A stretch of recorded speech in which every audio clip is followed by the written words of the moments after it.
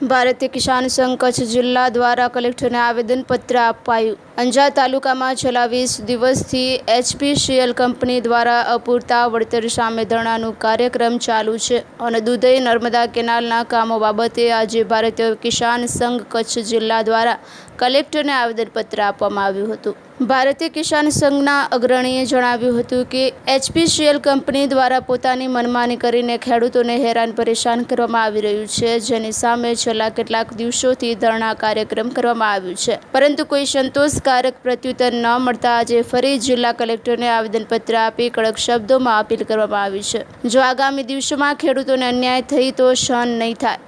જવાબદારો સરકારનું નામ લઈને, પીએમઓનું નામ લઈને, નરેન્દ્ર મોદીના નામ લઈને બહેન દીકરીઓ સામે દમન કરી રહ્યા છે। ભારતીય કિસાન સંઘના અગ્રણીએ કહ્યું હતું કે ખેડૂતોની બહેન દીકરીઓ સુરક્ષિત નથી, તેઓ ખેતરમાં જવા માટે કંપનીઓના જવાબદારો દ્વારા ડરી રહી છે।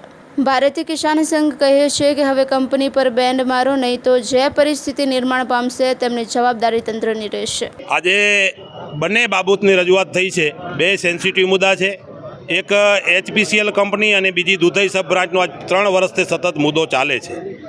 પહેલી વાત એચપીસીએલની કરું। એચપીસીએલ કંપની કચ્છમાં પહેલી આવી છે એવું કાંઈ નથી। કચ્છનો વિકાસ કરવા માટે આ કંપની આવી છે પહેલી એવું કાંઈ નથી। અનેક કંપનીઓ આવી છે, એનું નામ લેવા જાઉં તો બહુ લાંબુ થાય। ક્યારેય દાદાગીરી ન કરી હોય ને એવી કંપની આ ખેડૂતો સાથે દાદાગીરી કરે છે।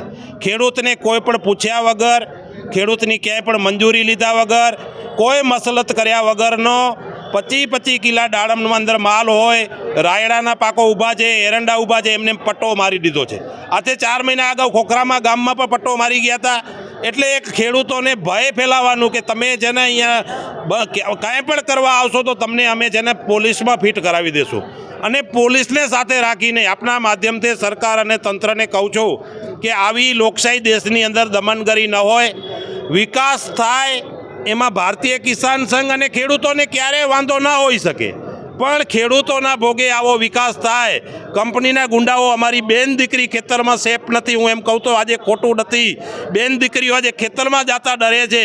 આવી પરિસ્થિતિમાં ખેડૂતો જે વળતર માંગે છે એ તો માત્ર વ્યાજબી પાક અને સમજી લો એમનો જમીન પાક સાથે માત્ર એકરના 10 લાખ રૂપિયા માંગે છે। આ જ કંપનીએ મોરસર ગામની અંદર 40 લાખ રૂપિયા એકર જમીન ખરીદી છે।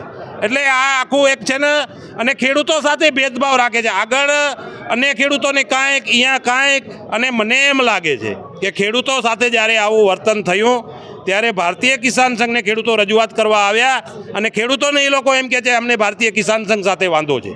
એટલે તમે જો ખેડૂતો સાથે મસલત કરીએ તો ખેડૂતો અમારા સુધી ન પહોંચ્યા, પણ ખેડૂતોને તમે અન્યાય કરો ત્યારે ખેડૂતો ક્યાં જાય? એટલે ખેડૂતોને દબાવવાનું કામ કરે છે।